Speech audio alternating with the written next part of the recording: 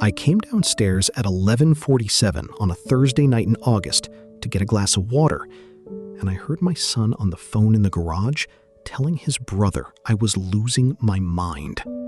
"He's forgetting things, Tommy. Last week he left the stove on. I'm telling you, it's not going to be long. I already talked to 2 attorneys.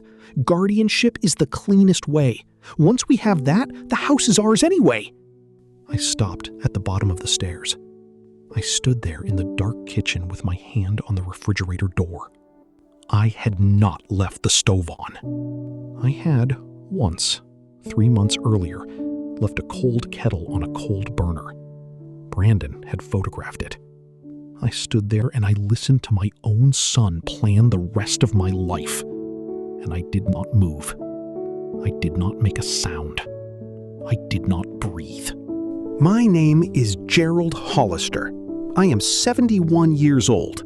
I spent 38 years as a mechanical engineer at Lear Corporation in Dayton, Ohio, designing seat structures that had to survive a 35-mile-per-hour crash test. I know what it sounds like when something is being built to fail on purpose. That phone call was the first time I understood what was being built around me. I did not know yet, standing there in the dark, that inside 4 weeks I would own a condominium in Sedona, Arizona, and that my son would be packing the belongings he had moved into my house, and that the trust fund he had just bet his future on had never been mine to lose. I need to tell you about Patricia first. Everything that happens next happens because of her, even though she has been dead for 3 years. Patricia Hollister. Patty to her sister, Mrs. Hollister to the 31 years of students who passed through Eastmont Elementary when she was principal. My wife. From 1978 until a Wednesday in October of 2022, when a pulmonary embolism took her at 7 in the morning while she was pouring coffee. We had one son, Brandon, born 1979. Patty's mother died in 2010 and left Patty $680,000. Patty did not tell Brandon the exact amount. She told him there had been a small inheritance. What she actually did, inside of 6 months, was call her brother Vernon, who was a CPA in Cincinnati, and set up a revocable trust. I was there when she did it.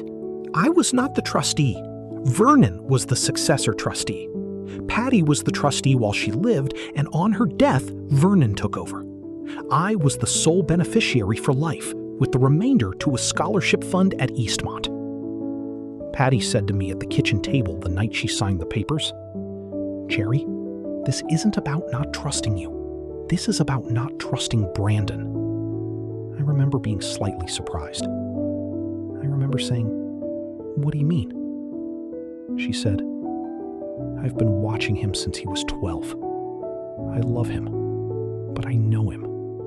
If anything ever happens where he thinks he can get to it, he will try. This way he can't." I should have listened harder. I filed it away as the kind of cautious thing Patty did. She ran a school. She balanced a checkbook to the penny. She thought about consequences 3 moves ahead of everyone else. I loved her for it, and I also, sometimes, did not take her as seriously as I should have. Patty died.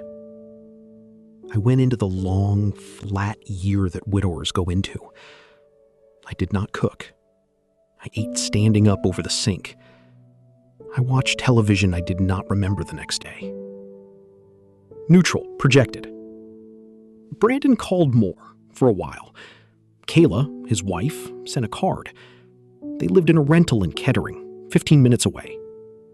Then in August of 2023, Brandon lost his job. He was 44 years old. He was a regional sales manager for a pharmaceutical packaging company.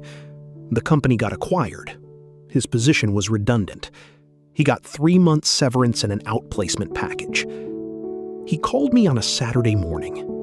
Dad, I don't know what we're going to do. The rent's $2,000 a month. Kayla's job doesn't cover it. Can we come stay with you for a few weeks, just till I land something? I said yes.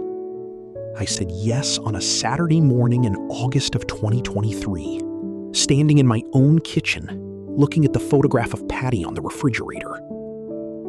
I did not know yet that my yes had an expiration date of never. They moved in the following weekend. Brandon, Kayla, 2 cars, a U-Haul, and 14 boxes marked "Do Not Unpack." The boxes are still in my garage. For the first 3 months, I told myself it was a kindness.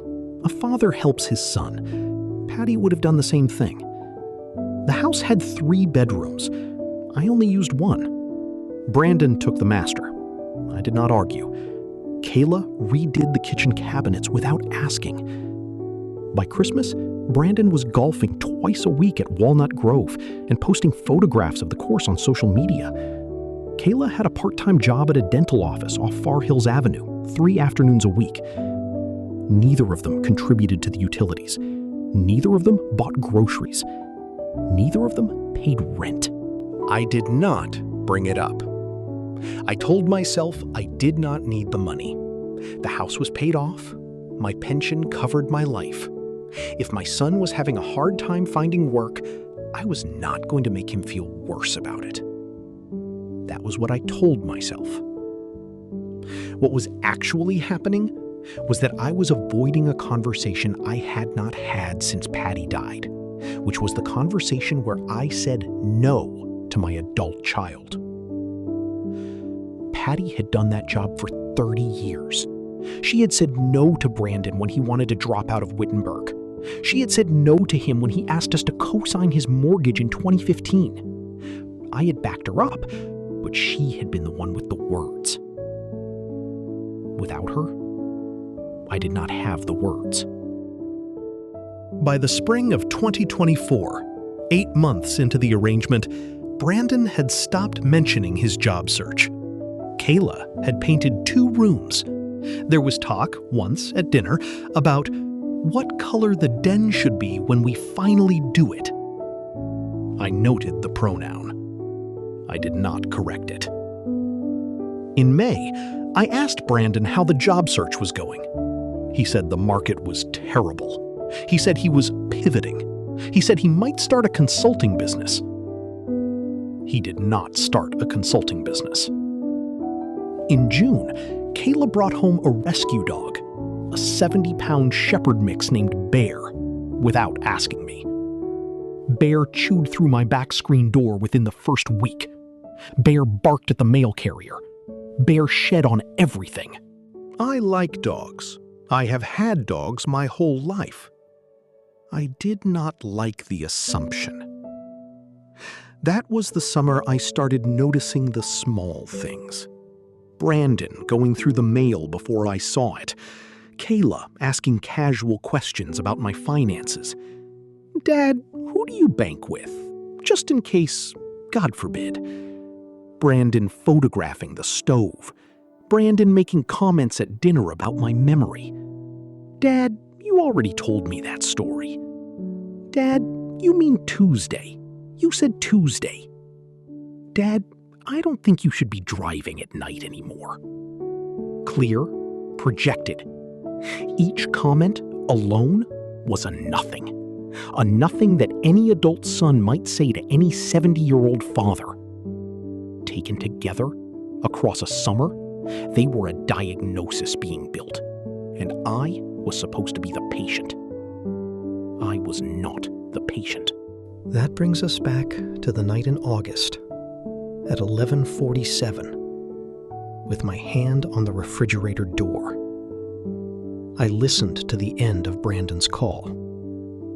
He said, "Tommy, look, I gotta go. I'll keep you posted.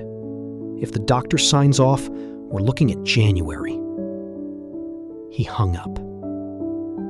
January. I backed up the stairs, one at a time, with my weight on the banister, not making a sound.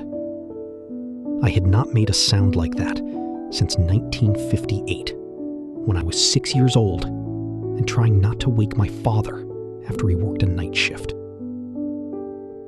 I got back into my bed.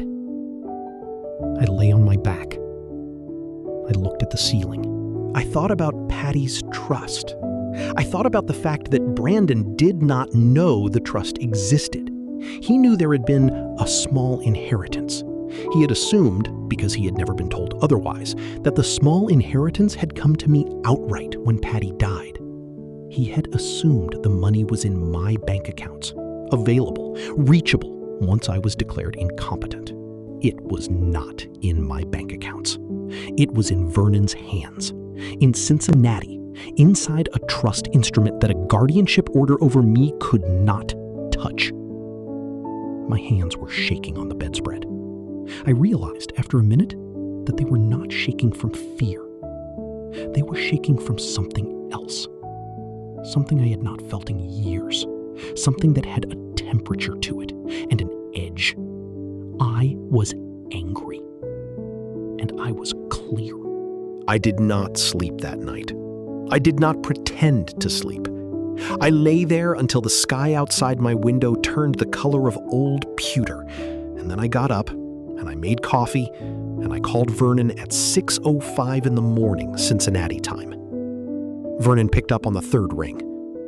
"Jerry, you okay?" "Vernon, I need to come see you today. Can you clear your afternoon?" He was quiet for a beat. "What's happened?" "I'll tell you in person. Can you do today?"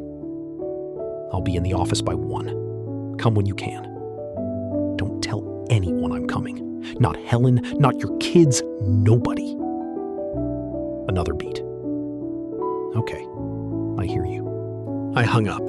I wrote a note on the kitchen whiteboard that said, "Drove to Huber Heights for hardware. Back by supper." I did not trust Brandon or Kayla with the truth about anything anymore.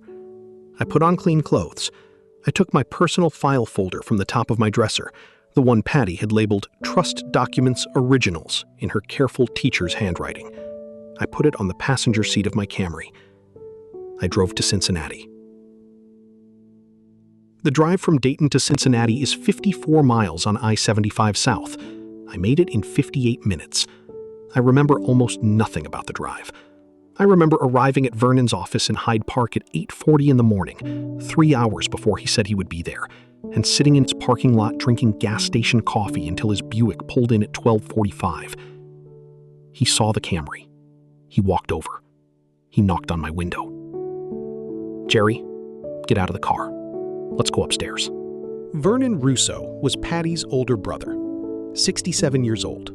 5'7", silver hair combed back, the kind of glasses that cost money. He had been a CPA since 1982. He had done Patty's taxes and her trust, and he was doing mine now.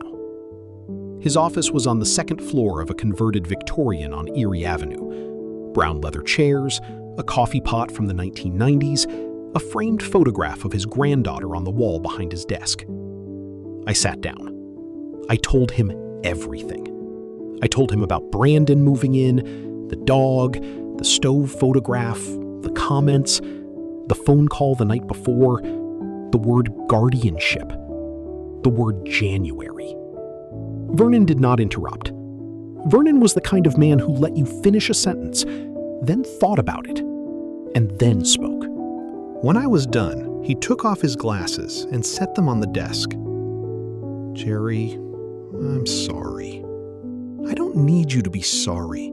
I need you to tell me what this man can and cannot do to me." Vernon nodded slowly.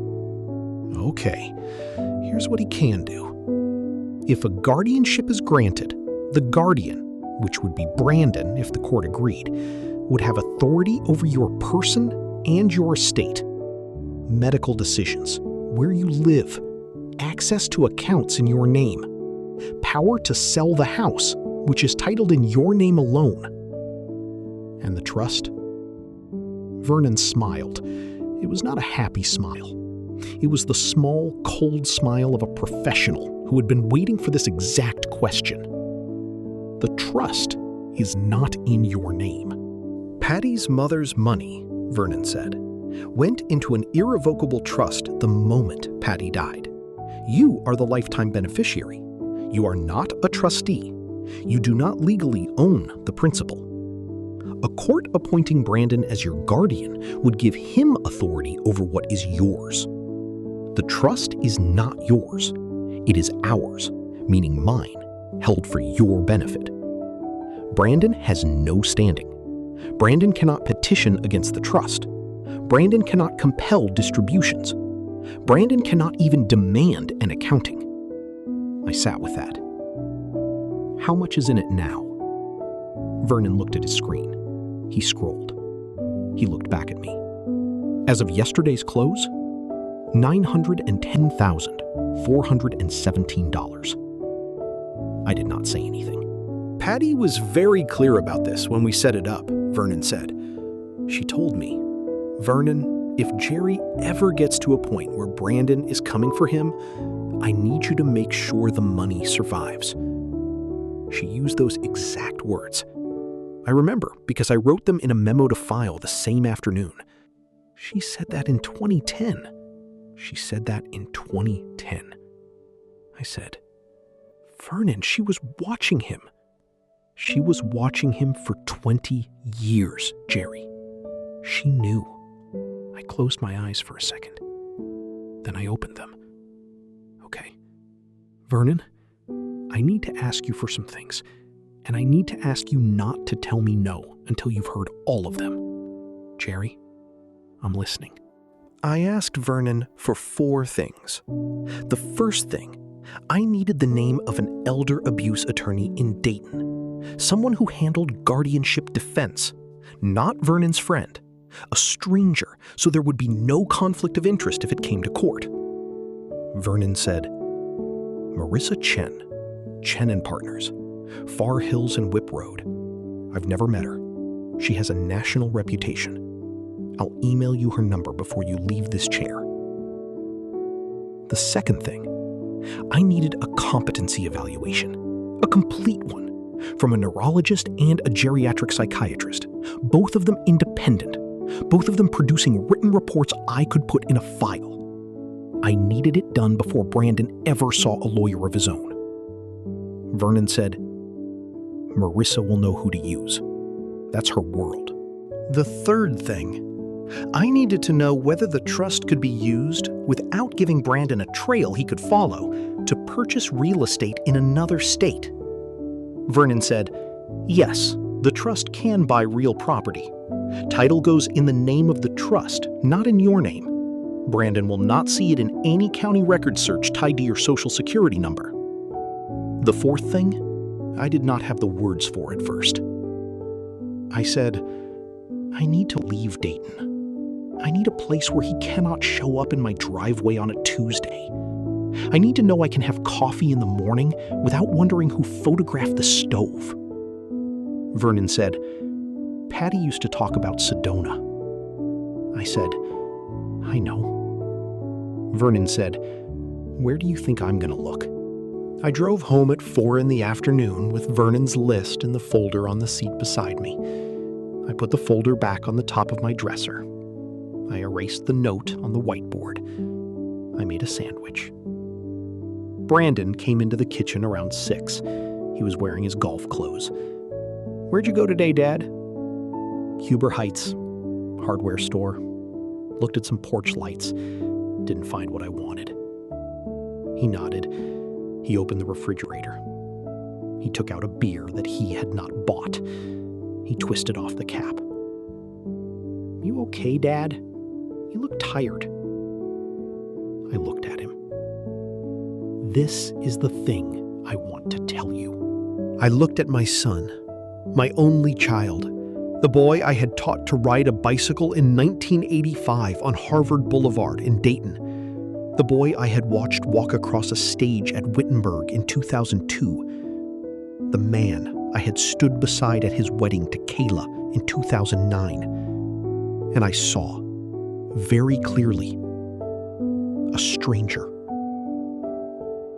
Not a son who was confused about my memory. A stranger who was calculating the timing of my decline and reporting it to his brother at 11:47 at night. I smiled at him. A small smile. The smile Patty used to give school board members she could not stand. "I'm fine, son. Long drive, that's all." He said, "Get some rest, Dad." I said, "I think I will." I called Marissa Chen the next morning at 9. Her receptionist said Marissa had a cancellation at 2 that afternoon. I took it. I drove to the office on Far Hills, which was a converted bank branch from the 1970s, with a parking lot that had been restriped recently. I brought the folder. Marissa Chen was 41, Chinese American, wore a navy suit, did not smile when she shook my hand, which I appreciated. Lawyers who smile too much at first meetings are usually selling something. I told her my story in 18 minutes. I am an engineer. I know how to organize a narrative. She listened. She took notes on a legal pad with a fountain pen. She asked 3 questions. The first was about the exact wording of what I had overheard. The second was about whether Brandon had ever filed paperwork with any court, which I did not know. The third was whether I had any witnesses to his pattern of behavior. I said, "My neighbor Ruth. She's 76. She's watched it happen in real time from across the street." Marissa wrote Ruth on her pad. Then she put down her pen. "Mr. Hollister, I want to tell you 3 things, and I want you to write them down in the order I say them, because the order matters." I took out my own pad. 1. Your son has not filed anything yet. That means we are ahead of him. We stay ahead of him by moving before he does. 2. A competency evaluation is your shield. Without it, anything he says carries weight. With it, everything he says is a lie on the record. A pause. 3. She paused. 3. You are going to do this quietly. You will not confront him. You will not argue with him. You will not let him see the water rise until it is already at his neck. Can you do that? I said, "I can do that." She had me in front of a neurologist at Kettering Health within 9 days. Dr. Aaron Weiss, 58, bow tie, which I found endearing. He did the full panel: mocha, trail making, Boston naming, clock drawing, a battery of memory recall tests across 90 minutes. He also reviewed a clinical history I had provided, with medication lists and my primary care records going back 11 years. He told me at the end of the second appointment, "Mr. Hollister, your cognition is, frankly, above average for your age cohort. There is no evidence of cognitive impairment of any kind. I will put that in writing." I said, "Doctor, I also need a geriatric psychiatrist to say the same thing, independently." He smiled a little. "Mrs. Chen already told me. Your appointment is with Dr. Halverson on Thursday." Dr. Halverson was a woman in her early 60s who asked me about my sleep and my appetite and my social activities and my mood and whether I had experienced any loss or significant stress recently. I said, "My wife died 3 years ago, and my son is attempting to have me declared incompetent." She paused. She said, "Mr. Hollister, that second one by itself would explain any elevated stress score you might produce on the instruments I'm about to give you. I want you to know I'll be accounting for that." I said, "Doctor, with respect, give me the test as you would give it to any patient. I do not want a result I can be accused of having manipulated." She looked at me for a long moment. She said, "Yes, sir. Understood." I passed. Marissa had both reports in her hand by the end of September. She also had affidavits from Ruth Mendoza, my neighbor, describing 22 specific incidents she had witnessed from her living room window across the street over a period of 14 months. Ruth had kept a notebook. I did not know Ruth had kept a notebook. Ruth was, as it turned out, a retired hospital administrator who had testified in elder abuse cases twice before. She had kept the notebook because, in her words, "I knew what I was watching, Jerry.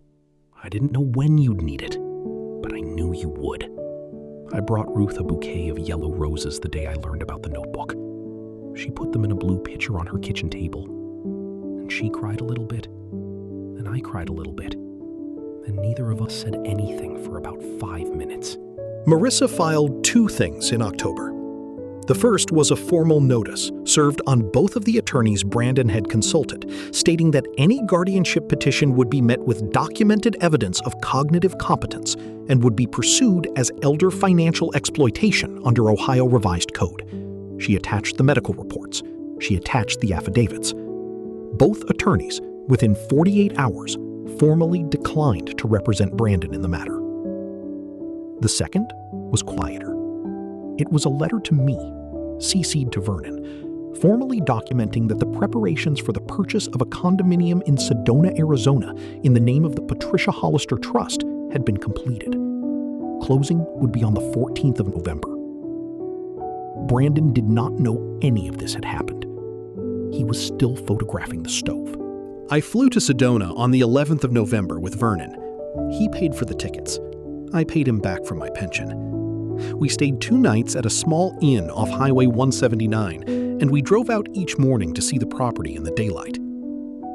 It was a second-floor condominium in a small complex called Juniper Ridge. 2 bedrooms, a kitchen with a window that faced the red rocks, a small balcony. 1,100 square feet. The price was $392,000. The trust paid cash. I stood on the balcony on the afternoon of the 12th, and I looked out at Cathedral Rock in the distance. Patty had wanted to come here. We had talked about it in 2016, when I was still at Lear and she was 2 years from retirement. We had talked about it again in 2019, when she did retire. And then in 2020, the pandemic happened, and in 2022, she was gone. We had never made the trip. I stood on the balcony and I thought about her. Vernon came out and stood beside me. He did not say anything. He knew not to say anything. After a while, he said, "Jerry, is this what she would have wanted?" I said, "Vernon, I don't know what she would have wanted anymore. I know what I want, and she would not have argued." He said, "No, she would not have." We closed on the 14th. I flew back to Dayton on the 15th with a set of keys in my pocket. I listed the Dayton house the following Monday. I did it through a broker Marissa recommended, a woman named Paulette Briggs, who had handled quiet sales for her clients before. Paulette came through the house when Brandon and Kayla were out. She photographed it. She listed it the same week at $342,000. A first offer came in 3 days later at full asking. I signed the purchase agreement on the 23rd of November. Closing was set for the 20th of December. Brandon did not know the house was on the market. The listing was quiet, not on the MLS, not on Zillow, distributed only through Paulette's private network. The buyer was a physician relocating from Indianapolis who did not want to wait for a public bidding war. I had 38 days. In those 38 days, I packed. I did not pack openly. I boxed things in the basement, 1 box a day, and I carried them out to a rented storage unit in Miamisburg in the trunk of the Camry. Photographs, Patty's letters, my engineering books, my father's toolbox from 1953. I left everything Brandon and Kayla thought I cared about visible and undisturbed, so the house would look the same. I left the stove alone. On the 28th of November, 3 days after Thanksgiving, I sat Brandon and Kayla down in the living room, and I told them that the house was sold and that they had 30 days to find somewhere else to live. I had Marissa on a conference call. Brandon's face did one thing, and then another, and then a third. And I watched each one arrive as if they were running on separate trains. First, he thought I was joking. Then he thought I was confused. Then he thought about what confused would mean, legally, and his face settled into something that was no longer performing anything. It was the face of a man calculating. "Dad, where did this come from? You can't just sell the house." "It's already sold, Brandon. Closing is December 20th. "Dad, we live here." "No, you stayed here for 26 months without contributing to utilities, taxes, insurance, or groceries. You are not tenants. You are guests. And the visit is ending." Kayla started crying. Brandon looked at her and then looked at me. Dad, listen. We can work this out. Let's just talk. Just you and me." Marissa's voice came through the speakerphone. "Mr. Hollister, I'm Marissa Chen. I represent your father. Any further communication regarding housing, finances, or your father's personal decisions will go through me. Is that understood?" Brandon looked at the phone. He said, very quietly, "Who the hell are you?" Marissa said, "I'm the person who read your emails to 2 attorneys last August." The room got very still. Brandon tried, over the next 11 days, to rebuild the relationship with me the way a man rebuilds a deck he has neglected. He offered apologies, he offered to get a job, he offered to pay back rent, he offered to take me to dinner, he offered to fly me to Columbus to see a Buckeyes game, which I have never cared about in my life, which he knew. I listened to each offer. I said the same thing each time. I said, "Brandon, this is not a negotiation." On the 8th of December, he came into the kitchen while I was making oatmeal, and he said, "Dad, please, don't do this. You're my father." I turned off the burner. I took the pot off the heat. I set the wooden spoon down on the stove. I said, "I was your father the night you stood in my garage at 11:47 and told your brother you were going to have me declared incompetent." He went pale.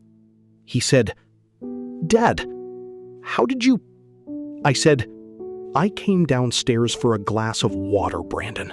That's all. I came down the stairs of the house I built to get a glass of water in the kitchen where your mother used to pour coffee, and I heard my son plan to take my life apart. And I listened, because I needed to know what my son sounded like when he thought I wasn't in the room." He did not say anything. I said, "You have 22 days. I would like you to use them well." I walked past him. I went to my bedroom. I closed the door. They moved out on the 18th of December in a U-Haul that was smaller than the one they had arrived in. I noticed that. Some of the things they had accumulated in my house during the 26 months were not theirs, and they did not try to take them. The dog went with them. Bear licked my hand on the way out. Bear had done nothing wrong. I was sorry about the dog. Brandon did not say goodbye. Kayla did. She hugged me at the front door, briefly, and she said, "Jerry, I am sorry for all of it." I believed her about half. I said, "Kayla, take care of yourself." She nodded and went out to the truck. I stood at the front door and watched the U-Haul pull away down Harvard Boulevard. I closed the door. I sat down in the chair Patty had picked out in 1994. I cried for about 20 minutes. Not for Brandon, not for Kayla, not for the dog. For the boy on the bicycle on Harvard Boulevard in 1985. for the choice that boy had grown up to make. For the mother who had seen it coming in 2010, sitting at a kitchen table in Dayton with her brother on a speakerphone, telling him that if anything ever happened, the money had to survive the son. For the fact that she had been right. And for the fact that being right sometimes is the most expensive thing a person can be. I drove out to Sedona on the 21st of December in the Camry with Rue, the cat Patty had adopted in 2017. It took me 4 days. I stopped each night in a small motel. I ate dinner at diners. I paid cash for gas. I listened to audiobooks and the kind of country music station that still plays songs from the 1970s. I pulled into the parking lot at Juniper Ridge on Christmas Eve at 4 in the afternoon. The desert was the color of apricots in the late light. I carried Rue up in her travel crate. I put her down in the kitchen. I opened the balcony door and let the air come in. The air in Sedona in late December is cold and thin and clean, and it smells like juniper and red rock dust, and it is unlike any air I have ever breathed in Ohio. I stood on the balcony. I looked at Cathedral Rock. I said, out loud, to nobody, "Patty, I'm here." The sound of my own voice in the empty condominium was the loneliest sound I had ever heard. And also, the most honest. I went back inside. I made coffee. I unpacked 1 box. I went to bed at 8 o'clock because the drive had taken everything out of me. I slept 12 hours. I woke up on Christmas morning in Arizona. Alone, 71 years old, with a view of red rocks through a kitchen window and a cat on the end of the bed and $900,000 in a trust in Cincinnati that was not mine and was safe. It was enough. Brandon has called 8 times in the 14 months since. I have not answered. He has left 6 voicemails. I have listened to 2 of them and deleted the others. The 2 I listened to were variations on the same message, which was that he was sorry, that he understood now, that he had been under a lot of stress, that Kayla had left him in February, that he was working at a call center in Cincinnati and living in a studio apartment, and that he hoped I could forgive him. I do not know yet whether I can forgive him. What I know is that forgiveness, if it ever comes, will not come from the phone. It will come, if it comes, from me visiting him in a place of my choosing on a day of my choosing, years from now. If and only if he has built a life that does not require my confusion to succeed. Vernon checks in every month. He drives out to Sedona twice a year. He stays 4 nights. We hike. We eat at a place called the Cowboy Club on Highway 89A. We talk about Patty. We talk about the trust. He tells me the quarterly performance. I listen, and I do not ask for distributions I do not need. Ruth calls on the first Sunday of every month from Dayton. She is 77 now.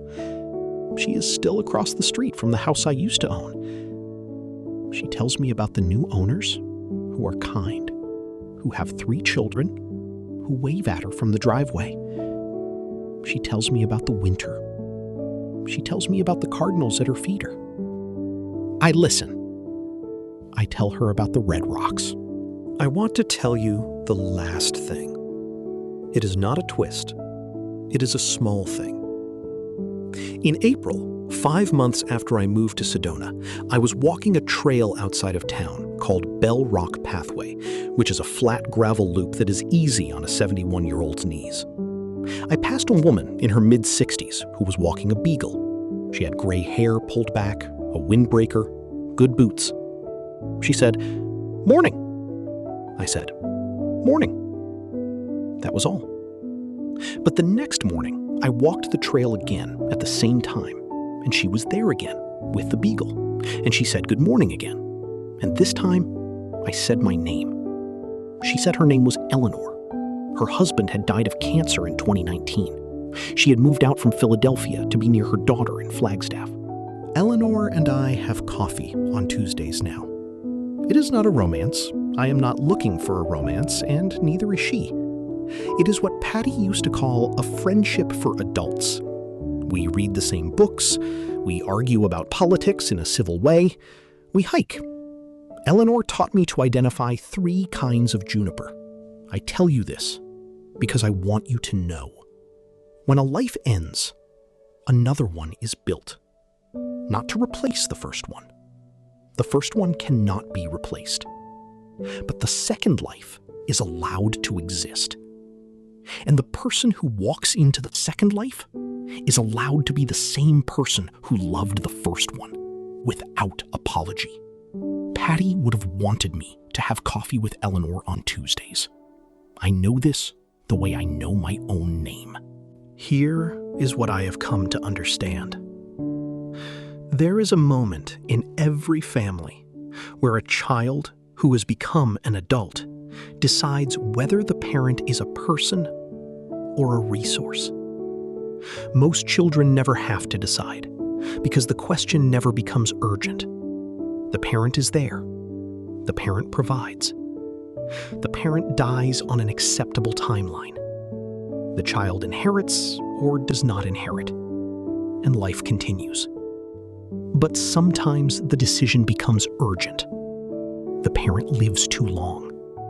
The inheritance takes too many years to arrive. The child's own life runs into weather. And the parent, who is still a person, becomes, in the child's mind, a resource that is being withheld. In that moment, the child decides. My son decided. He stood in my garage at 11:47 on a Thursday night in August, and he decided that the father who had taught him to ride a bicycle on Harvard Boulevard was, in the calculus of his own difficulty, a resource that was refusing to release itself fast enough. And he began, from that moment, to build the conditions under which the release could be accelerated. I want to say this carefully. There is a moment when you realize the person you raised has been rehearsing your funeral, not hoping for it, planning it. And the work that remains, if you still have the will for it, is to plan a life on the other side of their plan. Not to survive them, to outlive their version of you. I outlived Brandon's version of me. Patty outlived Brandon's version of her 12 years before it ever tried to form, because Patty saw him clearly in 2010 and set the machinery that protected us both. She was the engineer, not me. I turn 72 in June. Eleanor is going to make me a cake. Vernon is flying out. Ruth cannot come because of her arthritis, but she is sending a card. There will be 3 people at my birthday this year, which is 2 fewer than there were last year at the hearth, and 17 more than I need. I will have coffee in the morning on the balcony. I will watch the light come over Cathedral Rock. I will think, briefly, about Patty. I will not cry. I will not toast anyone's early grave. I will not sit at a table and listen to my family rehearse my disappearance. I will eat cake with 3 people who chose to be in the room. That is what the last chapter of a life is allowed to look like. Not the chapter you imagined in 1978 when you got married in a small church in Dayton, Ohio. A different chapter. A quieter one. With red rocks out the window and a cat on the end of the bed, and an old CPA in Cincinnati who keeps your dead wife's money safe in a trust she built with her own hands because she could see 12 years early what you could not. If any of this meant something to you, if you have ever stood in your own kitchen in the dark at midnight and heard the person you love most in the world describe you as a problem to be solved, if you have ever had to decide whether to stay and lose yourself or leave and lose them, tell me in the comments where you are watching from. Tell me your version if you want to. Hit the like button if you stayed with me this far. Subscribe so you don't miss what comes next. Thank you for giving an old man your evening.